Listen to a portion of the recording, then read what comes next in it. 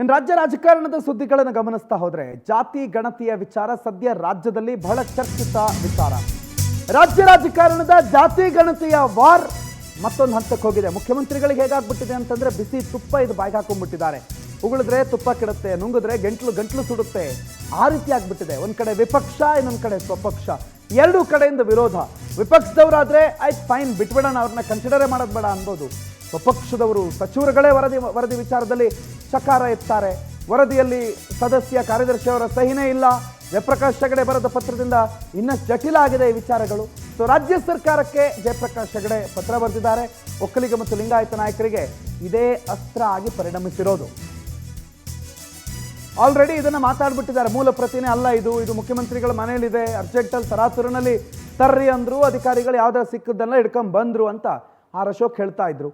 ಇದು ಮೂಲ ಪ್ರತಿ ಅಲ್ಲ, ಇಲ್ಲಿರುವ ಅಂಕಿಅಂಶಗಳು ಸರಿ ಇಲ್ಲ, ಇಲ್ಲಿರುವ ಅಂಕಿಅಂಶಗಳನ್ನು ಮರುಪರಿಶೀಲನೆ ಮಾಡಬೇಕು, ಇದು ವೈಜ್ಞಾನಿಕವಾಗಿಲ್ಲ, ಎಲ್ಲ ವಿರೋಧಗಳು ಕೇಳಿಬರ್ತಿದೆ. ಆಗಲೇ ಹೇಳಿದಾಗೆ ವಿರೋಧಗಳು ವಿರೋಧ ಪಕ್ಷದಿಂದ ಬಂತು ಅಂತಂದರೆ they are bound to do this ಅಂತ ಹೇಳ್ಬೋದು. ಆದರೆ ಇದು ಸ್ವಪಕ್ಷದಿಂದಲೂ ಬಂದಿರೋದ್ರಿಂದ ಮುಖ್ಯಮಂತ್ರಿಗಳದನ್ನು ಅಷ್ಟು ಸಲೀಸಾಗಿ ನೆಗ್ಲೆಕ್ಟ್ ಮಾಡೋದಕ್ಕಾಗ್ತಾ ಇಲ್ಲ. ಆನಂದ್ ಈ ಬಗ್ಗೆ ಮಾಹಿತಿ ಕೊಡ್ತಾರೆ, ನೇರ ಸಂಪರ್ಕದಲ್ಲಿ ಜಾಯ್ನ್ ಆಗಿದ್ದಾರೆ. ಆನಂದ್, ಸ್ವಪಕ್ಷದ ವಿರೋಧ ಇರೋದ್ರಿಂದ ಮುಖ್ಯಮಂತ್ರಿಗಳಿಗೆ ನೆಗ್ಲೆಕ್ಟ್ ಮಾಡೋದಕ್ಕೆ ಸಾಧ್ಯ ಆಗ್ತಿಲ್ಲ. ಇದೆಲ್ಲ ವಿಪಕ್ಷದ ವಿರೋಧ ಆಗಿದ್ರೆ ಇಷ್ಟೊತ್ತಿಗೆ ಜಾತಿ ಗಣತಿ ವರದಿ ಅನುಷ್ಠಾನನೇ ಆಗ್ಬಿಡ್ತಿತ್ತೇನೋ ಅಂತ ಅನ್ಬಹುದಾ? ಏನು ನಡೀತಾ ಇದೆ ಜಾತಿ ಗಣತಿ ವಿಚಾರದ ಪಾಲಿಟಿಕ್ಸ್? ಖಂಡಿತವಾಗ್ಲೂ ಪ್ರಣತ್, ಪ್ರಮುಖವಾಗಿ ನೀವು ಹೇಳ್ದಂಗೆ ಸಿಎಂ ಸಿದ್ದರಾಮಯ್ಯನವರಿಗೆ ಈ ಜಾತಿ ಗಣತಿ ವರದಿ ಏನಿದೆ ಇದು ಒಂದು ರೀತಿ ಬಿಸಿ ತುಪ್ಪ ಆಗಿದೆ ಅಂತಾನೆ ಹೇಳ್ಬೋದು. ಒಂದು ಕಡೆ ಆ ಒಂದು ವರದಿಯನ್ನ ನುಂಗೋಕ್ಕೂ ಆಗ್ತಾ ಇಲ್ಲ, ಉಗುಳಕ್ಕೂ ಆಗ್ತಾ ಇಲ್ಲ ಅಂತ ಒಂದು ಪರಿಸ್ಥಿತಿಯಲ್ಲಿ ಸಿದ್ದರಾಮಯ್ಯನವರು ಇರತಕ್ಕಂಥದ್ದು. ಮತ್ತೊಂದು ಕಡೆ ಸಿಎಂ ಸಿದ್ದರಾಮಯ್ಯನವರು ಜಾತಿ ಗಣತಿ ವರದಿಯನ್ನ ಕ್ಯಾಬಿನೆಟ್ ನಲ್ಲಿ ಮಂಡಿಸಿ ತಾವು ಅಹಿಂದ ನಾಯಕರು ಅನ್ನೋದನ್ನ ಪ್ರೂವ್ ಮಾಡ್ಕೋತಾ ಇದ್ದಾರೆ. ಆದ್ರೆ ಎಲ್ಲೋ ಒಂದು ಕಡೆ ಲಿಂಗಾಯತ ಮತ್ತೆ ಒಕ್ಕಲಿಗ ಸಮುದಾಯದ ನಾಯಕರೇನಿದ್ರೆ ಇವರು ಬಹಳಷ್ಟು ಒಂದು ತೀವ್ರವಾದಂತ ಆಕ್ಷೇಪವನ್ನ ವ್ಯಕ್ತ ಮಾಡ್ತಾ ಇರ್ತಕ್ಕಂಥದ್ದು. ಇವರ ಜೊತೆಗೆ ಈಗ ಹೀಡಿಗ ಸಮುದಾಯ ಜೊತೆಗೆ ಬ್ರಾಹ್ಮಣ ಸಮುದಾಯದ ನಾಯಕರುಗಳು ಕೂಡ ಸೇರ್ಕೊಂಡಿದ್ದಾರೆ. ಹಾಗಾಗಿ ಮುಂದೆ ಈ ಆಕ್ಷೇಪವನ್ನ ವ್ಯಕ್ತಪಡಿಸತಕ್ಕಂಥ ಯಾವ್ಯಾವ ಸಮುದಾಯಗಳಿದೆ ಆ ಸಮುದಾಯಗಳೆಲ್ಲವೂ ಕೂಡ ಈಗ ಸಿಎಂ ಅವರ ವಿರುದ್ಧವಾಗಿ ನಿಂತಿರ್ತಕ್ಕಂಥದ್ದು. ಹಾಗಾಗಿ ಸಿಎಂ ಸಿದ್ದರಾಮಯ್ಯನವರ ಈ ಒಂದು ವಿಚಾರದಲ್ಲಿ ಯಾವ ರೀತಿಯ ನಡೆಯನ್ನ ಅನುಸರಿಸ್ತಾರೆ ಅನ್ನೋದನ್ನು ಕೂಡ ಸದ್ಯಕ್ಕೆ ಕಾದು ನೋಡಬೇಕಾಗುತ್ತೆ. ಸದ್ಯ ಈ ಒಂದು ವಿಚಾರವಾಗಿ ಈಗಾಗಲೇ ಜಯಪ್ರಕಾಶ್ ಹೆಗಡೆ ಅವರೇನಿದ್ರೆ ಅವರು ಸರ್ಕಾರಕ್ಕೆ ಒಂದು ಪತ್ರವನ್ನ ಬರೆದಿದ್ರು.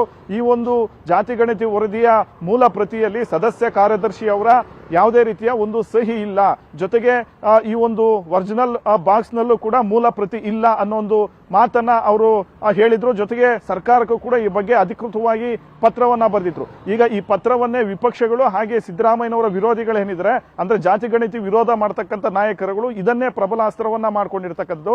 ಒಂದು ಕಡೆ ಮೂಲ ಪ್ರತಿಯೇ ಇಲ್ಲ, ಹಾಗಾಗಿ ಈ ಒಂದು ವರದಿಯನ್ನ ಕ್ಯಾಬಿನೆಟ್ ನಲ್ಲಿ ಹೇಗೆ ಮಂಡನೆ ಮಾಡಿದ್ರು, ಇದನ್ನ ನಾವು ಹೇಗೆ ಒಪ್ಕೊಳ್ಳೋದಕ್ಕೆ ಸಾಧ್ಯ ಅನ್ನೋ ಒಂದು ಪ್ರಶ್ನೆಗಳನ್ನ ಎತ್ತಾ ಇರ್ತಕ್ಕಂಥದ್ದು. ನೆನ್ನೆನೂ ಕೂಡ ಆರ್ ಅಶೋಕ್ ಅವರು ಪ್ರೆಸ್ ಮೀಟ್ ಮಾಡಿ ಈ ಬಗ್ಗೆ ಹಿಗ್ಗಾಮುಗ್ಗಾ ಮಾತನಾಡಿರ್ತಕ್ಕಂಥದ್ದು ಸಿದ್ದರಾಮಯ್ಯನವರ ವಿರುದ್ಧವಾಗಿ. ಸಿದ್ದರಾಮಯ್ಯನವರು ಯಾವುದೋ ಒಂದು ಸುಳ್ಳು ವರದಿಯನ್ನ ತೆಗೆದುಕೊಂಡು ಬಂದಿದ್ದಾರೆ, ಅಸಲಿ ವರದಿ ಇಲ್ಲ, ಅಸಲಿ ವರದಿ ಇರತಕ್ಕಂಥದ್ದು ಸಿದ್ದರಾಮಯ್ಯನವರ ಮನೆಯಲ್ಲಿ ಅನ್ನೋ ಒಂದು ಮಾತನ್ನು ಹೇಳುವ ಮೂಲಕ ಸಿದ್ದರಾಮಯ್ಯನವರ ವಿರುದ್ಧ ನೇರವಾಗಿ ಅಟ್ಯಾಕ್ ಮಾಡಿದ್ರು. ಇದಕ್ಕೆ ಸಿದ್ದರಾಮಯ್ಯನವರಿಗೂ ತಿರುಗೇಟನ್ನು ಕೂಡ ಕೊಟ್ಟಿದ್ರು. ಅಂದ್ರೆ ನನ್ನ ಹತ್ರ ಅಂತ ಮೂಲ ಪ್ರತಿ ಯಾವುದೂ ಕೂಡ ಇಲ್ಲ, ಇರ್ತಕ್ಕಂಥದ್ದನ್ನೇ ನಾವು ಕ್ಯಾಬಿನೆಟ್ ನಲ್ಲಿ ಮಂಡನೆ ಮಾಡಿರ್ತಕ್ಕಂಥದ್ದು, ಅಶೋಕ್ ಅವರು ಸುಳ್ಳು ಹೇಳ್ತಾ ಇದ್ದಾರೆ ಅನ್ನೊಂದು ಮಾತನ್ನು ಹೇಳಿದ್ರು. ಅದೇನೇ ಇದ್ರೂ ಕೂಡ ಜಯಪ್ರಕಾಶ್ ಹೆಗಡೆ ಅವರು ಸರ್ಕಾರಕ್ಕೆ ಬರೆದಂತ ಒಂದು ಪತ್ರ ಏನಿದೆ ಆ ಪತ್ರವನ್ನೇ ಈಗ ಪ್ರಬಲ ಅಸ್ತ್ರವನ್ನಾಗಿ ಈ ಕಡೆ ವಿಪಕ್ಷ ನಾಯಕರು ಹಾಗೆ ಕೆಲವು ನಾಯಕರುಗಳು ಇದನ್ನ ಅಸ್ತ್ರ ಮಾಡ್ಕೊಂಡಿರ್ತಕ್ಕಂಥದ್ದು. ಹಾಗಾಗಿ ಸಿಎಂ ಸಿದ್ದರಾಮಯ್ಯನವರನ್ನ ಮಾತ್ರವಲ್ಲದೆ ಈ ಜಾತಿ ಗಣತಿ ವರದಿ ಅನುಷ್ಠಾನ ಏನಿದೆ ಈ ಅನುಷ್ಠಾನವನ್ನು ಕೂಡ ಇಕ್ಕಟ್ಟಿಗೆ ಸಿಲುಕಿಸ್ತಕ್ಕಂಥ ಒಂದು ಪ್ರಯತ್ನಕ್ಕೆ ಎಲ್ಲಾ ಒಂದು ಪ್ರಬಲ ಸಮುದಾಯದ ನಾಯಕರು ಮುಂದಾಗ್ತಾ ಇರ್ತಕ್ಕಂಥದ್ದು.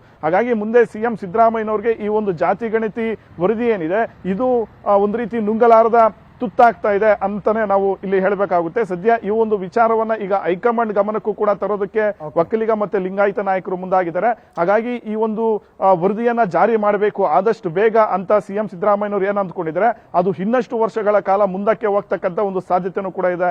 ಪ್ರಣೋತ್, ಥ್ಯಾಂಕ್ ಯು ಆನಂದ್ ಮಾಹಿತಿಗೆ.